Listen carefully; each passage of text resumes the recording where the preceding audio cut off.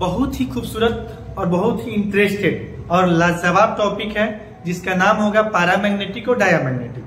Paramagnetic substance और diamagnetic substance कई एक एंगल से आप लोगों के लिए बेनिफिशियल है, ठीक है ना। एक तो 11th में आपको मदद करता है, दूसरा 12 में आपको एफ सेंटर वगैरह को भी जो है ना समझने में ये टॉपिक आपके लिए हेल्पफुल होगा। तीसरा मेडिकल और इंजीनियरिंग के लिए तो बेहद जो है ना धांसू टॉपिक है ये, ठीक है। तो ये हो गया पैरामैग्नेटिक एंड डायामैग्नेटिक। मतलब होता है अनुचुंबकीय तथा प्रतिचुंबकीय पदार्थ, प्रतिचुंबकीय पदार्थ, ठीक है। पैरामैग्नेटिक एंड डायामैग्नेटिक के बारे में हम लोगों को देखना है। देखिए पैरामैग्नेटिक और डायामैग्नेटिक ये दोनों सब्सटेंस को आप समझिए जरा सा। आपको इसको समझने के लिए एक छोटा सा point number of unpaired electron को डिटरमाइन करने आना चाहिए। नंबर ऑफ अनपेयर्ड इलेक्ट्रॉन आपको नहीं निकलने आएगा तो ये टॉपिक में आपको मजा नहीं आएगा, ठीक है। नंबर ऑफ अनपेयर्ड इलेक्ट्रॉन आप कैसे डिटरमाइन करोगे, ठीक है। तो if you want to determine the number of unpaired electron, then firstly you should be write down the electronic configuration of that component। Electronic विन्यास जब आपको लिखने आ जाएगा तो आपको number of unpaired electron determine करने आ जाएगा, ठीक है ना। अब लीजिएगा जरा सा, मान लेते हैं अगर हमको चेक करना है कि पैरामैग्नेटिक कौन है, डायामैग्नेटिक। 118 को एलिमेंट है ना, 118 एलिमेंट को आप अपने से क्लियरफाई कर लीजिएगा कि कौन सा एलिमेंट पैरामैग्नेटिक है, कौन सा एलिमेंट डायामैग्नेटिक है, ठीक है। उसके बाद में कौन सा एलिमेंट कलर्ड है, कौन सा एलिमेंट कलरलेड है, आप खुद से कर सकते हैं इस टॉपिक को पढ़ने के बाद, ठीक है। कौन सा मैग्नेट द्वारा अट्रैक्ट होगा, कौन मैग्नेट द्वारा अट्रैक्ट नहीं होगा, ये आप खुद से क्लियरफाई कर सकते हैं, ठीक है। उसके अलावा ठीक है कौन रंगीन है, कौन रंगहीन है, ये भी आप अपने से क्लियरफाई कर लीजिएगा, ठीक है ना। इसलिए बहुत ही इंपॉर्टेंट टॉपिक है, बने रहिए इस वीडियो के साथ, ठीक ना। पैरामैग्नेटिक सब्सटेंस किसे कहते हैं, तो such types of substance which having at least one unpaired electron is called paramagnetic substance. वैसे तत्व जिनके पास कम से कम एक अयुग्मित इलेक्ट्रॉन होते हैं। अयुग्मित समझ रहे हैं ना, एक बार क्लास में ना आप लोगों से पूछा गया था कि इसमें अनपेयर्ड कितने आदमी और पेयर्ड कितने आदमी हैं। तो बहुत सारे बच्चे जो ना बिहार बोर्ड के थे वो लोग बता रहे थे सब पेयर्ड, तो जाना पहचाना वर्ड उनको लगा, मतलब जान नहीं रहे थे। सर्वाधिक बच्चे आप में से हाथ में सर हम पेयर्ड है, ठीक है। जब बाद में बताया गया पेयर्ड माने जोड़ा होता है ना, शादीशुदा लोग जो है ना पेयर होते हैं ना, तो एकदम हाथ गिराए ना सर हम अनपेयर्ड नु है ना। तो इस तरह से जो है बच्चे लोग जो है थोड़ा बहुत जो है ना अपना इंटरटेन करते रहते हैं। तो पैरामैग्नेटिक के बारे में बताया गया वैसे तत्व जिनके पास कम से कम एक भी अयुग्मित इलेक्ट्रॉन हो, जिनके पास एको को कम से कम अनपेयर्ड इलेक्ट्रॉन हो, इकलौता इलेक्ट्रॉन हो, अजोड़ा इलेक्ट्रॉन हो, अयुग्मित, अ माने नहीं, जुग माने जोड़ा, जिनके पास जोड़ा इलेक्ट्रॉन नहीं हो उसको हम लोग पैरामैग्नेटिक सब्सटेंस कहेंगे। और वैसे एलिमेंट जिनके पास सिर्फ और सिर्फ पेयर्ड इलेक्ट्रॉन होते हैं, जोड़ा इलेक्ट्रॉन होते हैं ना, युग्मित इलेक्ट्रॉन होते हैं, तो वो डायामैग्नेटिक। डाई कहने से ही पता चला, डाई माने दो, डायामैग्नेटिक।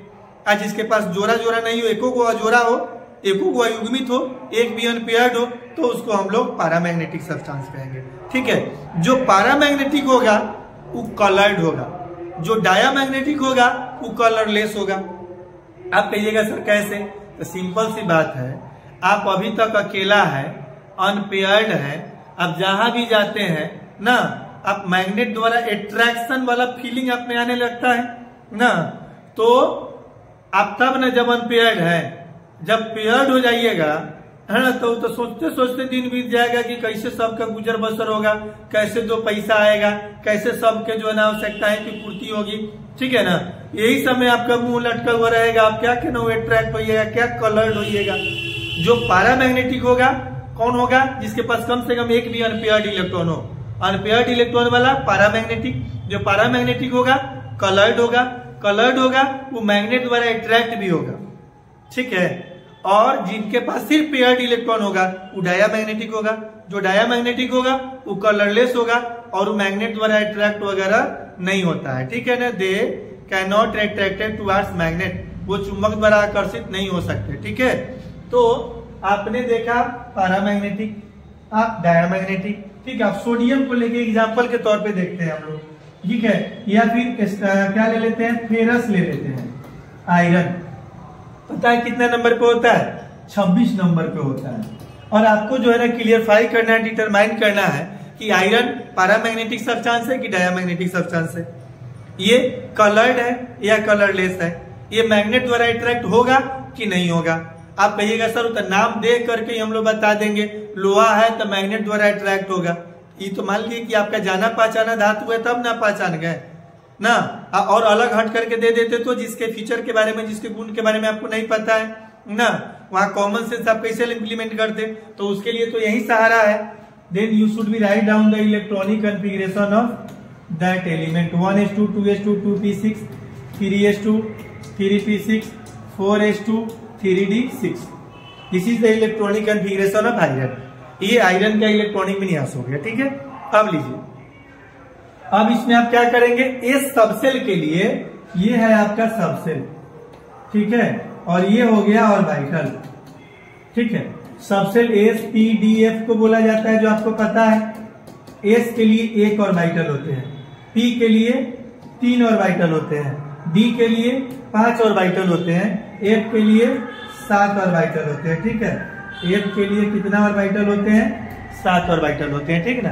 तो ऑर्बिटल को हम लोग इस तरह से रिप्रेजेंट करते हैं, एस के लिए 1, पीवा के लिए 3, डीवा के लिए 5 और एफवा के लिए क्या 7।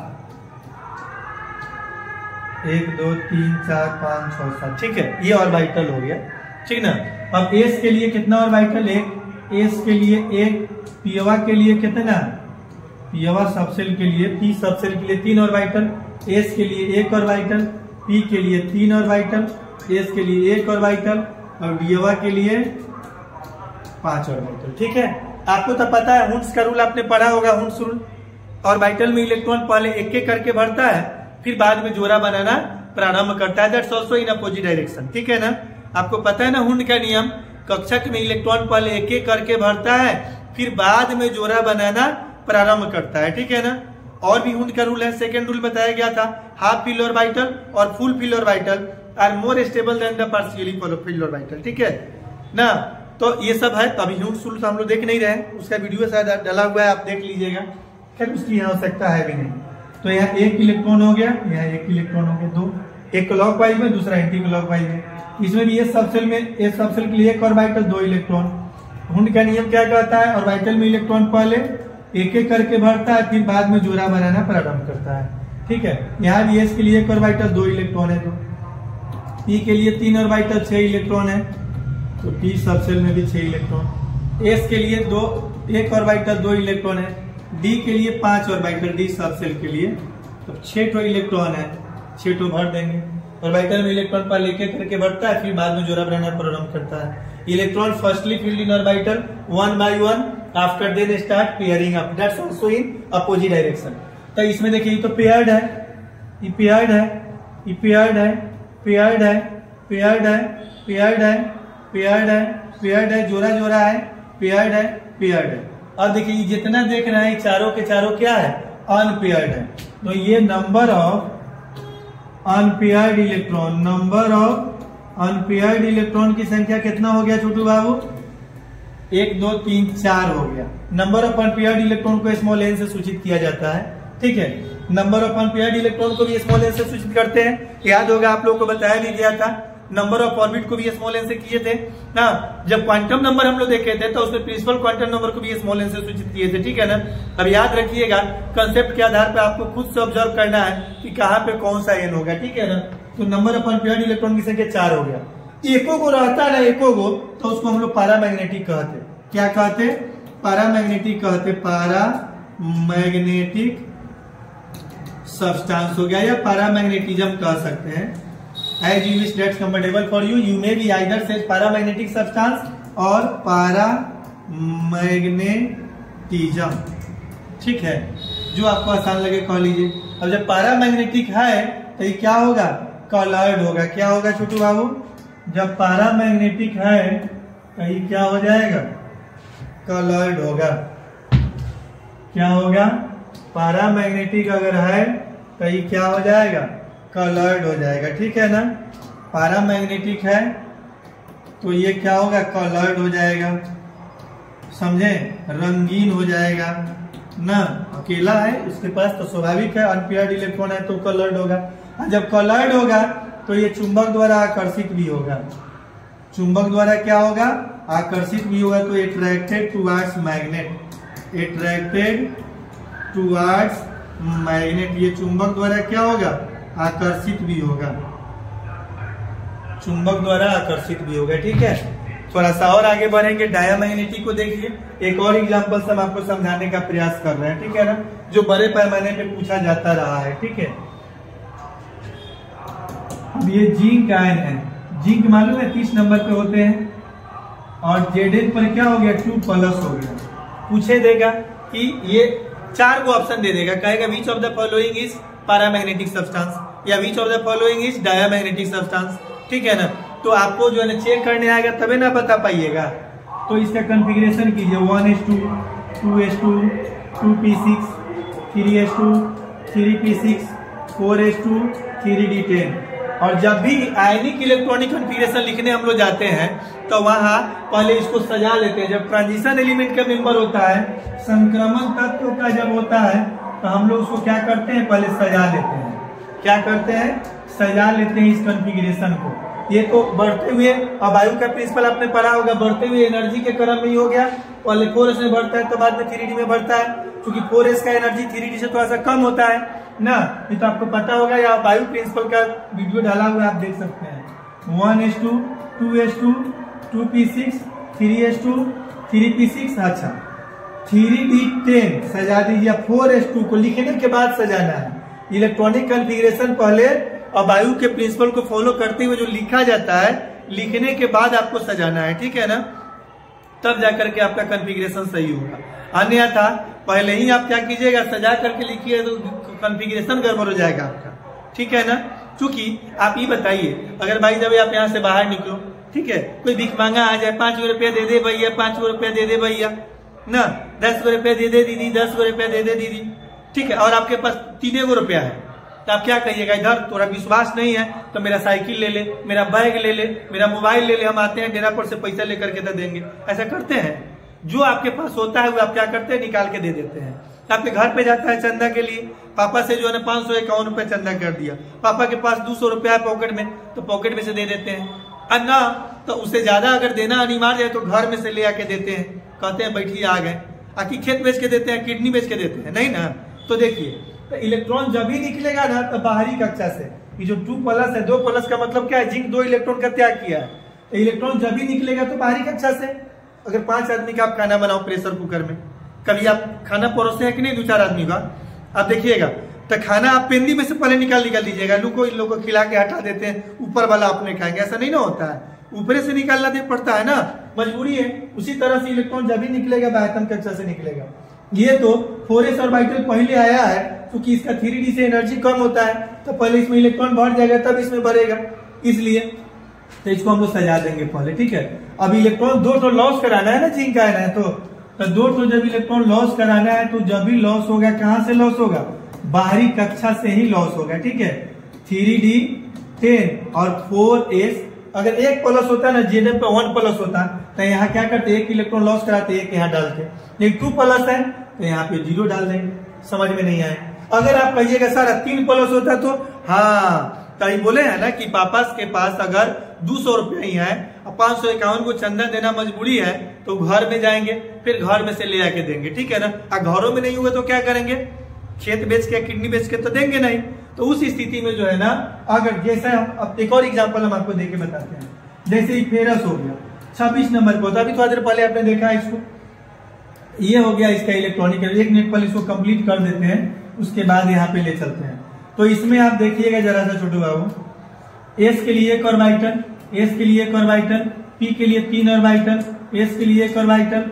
अच्छा ये बताइए, जो भी कमी बेसी होगा लास्ट में ना होगा, ये तो पूरा पूर्णतः भरते गया है तब ना आगे बढ़ते गया है। ये सबको डालिए आप ना डालिए कोई फर्क नहीं पड़ता, ये सब पेयर्ड है, ये सब क्या है, पेयर्ड है। ऑर्बिटल में इलेक्ट्रॉन पहले एक एक करके भरेगा, फिर बाद में जोड़ा बनाना प्रारंभ करेगा। जरूर नहीं है कि जो है ना इसी तरह से केवल हम लोग करें 1 2 3 4 5 6, इसको आप ऑर्बिटल में इलेक्ट्रॉन को फुल एरो द्वारा या हाफ एरो द्वारा भी आप रिप्रेजेंट कर सकते हैं, ऐसे चाहे ऐसे, as you wish that's comfortable for you. Orbital को आप ऐसे दर्शाइए चाहे ऐसे दर्शाइए, कोई फर्क नहीं पड़ता है, ठीक है ना। खैर ये सब सेकेंडरी मैटर है, समझे। अब यहाँ डी के लिए 5 ऑर्बिटल है, 10 को इलेक्ट्रॉन है, ठीक है ना। ये में कहता सब निकल लिए गया है, इसमें कुछ है नहीं, ठीक है। तो इसमें सारा का सारा पेयर्ड मिला आपको, तो सारा का सारा पेयर्ड है। नंबर ऑफ अनपेयर्ड इलेक्ट्रॉन की संख्या 0 हो गया। नंबर ऑफ अनपेयर्ड इलेक्ट्रॉन की संख्या कितना हो गया? नंबर ऑफ अनपेयर्ड इलेक्ट्रॉन की संख्या क्या हो गया? 0 हो गया। तो नंबर ऑफ अनपेयर्ड इलेक्ट्रॉन की संख्या 0 हो गया, तो ये डायामैग्नेटिक सब डाई डाई डाई डाई डाई सब पेयर्ड है, तो डायामैग्नेटिक सब्सटेंस हो गया। क्या हो गया? डायामैग्नेटिक सब्सटेंस हो गया, ठीक है। ये डायामैग्नेटिक सब्सटेंस हो गया, ठीक है ना। डायामैग्नेटिक। अब आप बताइए जरा सा, कि डायामैग्नेटिक सब्सटेंस हो गया तो बताइए कलर्ड होगा या कलरलेस होगा? तो ये हो जाएगा कलरलेस, रंगहीन हो जाएगा। क्या हो जाएगा जनाब? रंगहीन हो जाएगा, ठीक ना। और जब कलरलेस हो जाएगा तो ये चुंबक द्वारा आकर्षित भी नहीं होगा। Not attracted towards magnet, not attracted towards magnet, ये चुंबक द्वारा आकर्षित भी नहीं होगा, ठीक है ना। अब बता रहे थे फेरस आयन और फेरिक आयन का देखना होगा, तो आप कैसे करेंगे? तो आइए हम आपको लेकर के चलते हैं फेरस आयन और फेरिक आयन की ओर, ठीक है। अब यहाँ हो गया आपका क्या? फेरस जो 26 नंबर को, तभी रिसेंटली इस एग्जाम्पल को हम लोग देखे हैं, शुरुआत यहीं से किए हैं। तो पहले इस न्यूट्रल फॉर्म में इसको लिख दीजिए, 1s2 2s2 2p6 3s2 3p6 4s2 और 3d6 हो गया, ठीक है ना। ये है फेरस का, आयरन का इलेक्ट्रॉनिक कन्फिगरेशन। अभी बताया भी थे ये क्या है? पैरामैग्नेटिक था, अनपेयर्ड इलेक्ट्रॉन की संख्या 4 था, पीछे पलट के देख सकते हैं, ठीक है ना। अच्छा, Fe पर 2+ भी होता है।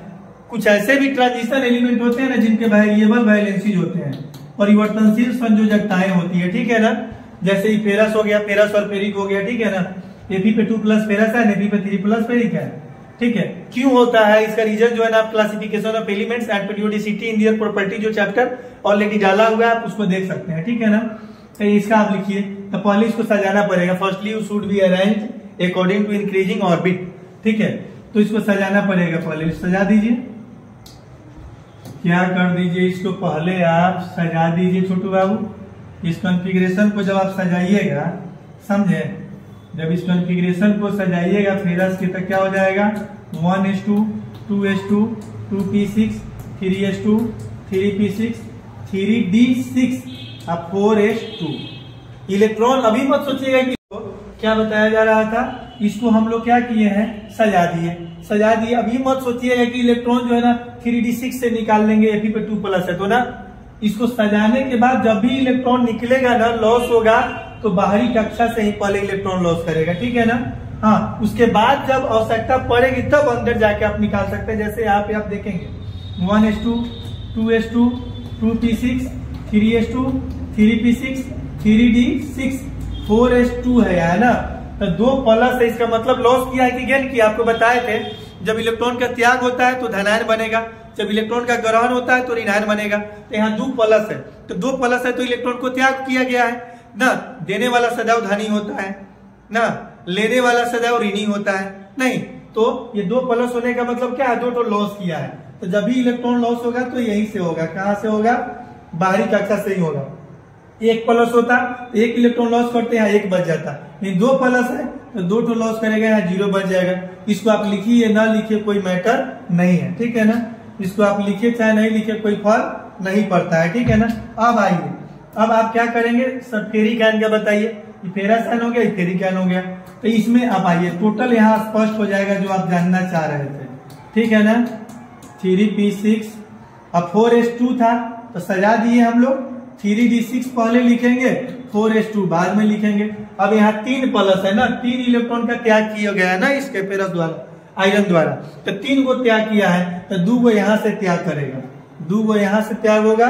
और अब मजबूरी है अंदर जाके निकालना एक और, तब यहाँ पे क्या हो जाएगा आपका? यहाँ अब 5 हो जाएगा। क्या हो जाएगा? 5 हो जाएगा। और यहाँ पे क्या हो जाएगा? 0 हो जाएगा। ठीक है, अब तब अंदर जाएंगे जब एकदम यहाँ से काम नहीं चलेगा, तब मजबूरी में अंदर जाएंगे। ठीक है ना। अभी सबको देख लीजिए एक बार सजा करके इसको ऑर्बिटल में अनपेयर्ड इलेक्ट्रॉन है कि नहीं है। तो आप 1 2 3 4 5 6 इसमें भी अनपेयर्ड इलेक्ट्रॉन है, ये भी पैरामैग्नेटिक हो गया। इसमें तो साक्षात आपको दिख रहा है 5 वो अनपेयर्ड इलेक्ट्रॉन है ना। तो ये भी अनपेयर्ड इलेक्ट्रॉन, ये भी पैरामैग्नेटिक सब्सटेंस हो जाएगा। आशा करते हैं कि पैरामैग्नेटिक और डायमैग्नेटिक आपको समझ में आ गया। कलर्ड होगा कि कलरलेस होगा ये भी समझ में आ गया। जिसके पास एक भी अनपेयर्ड इलेक्ट्रॉन होगा वो क्या होगा? पैरामैग्नेटिक होगा।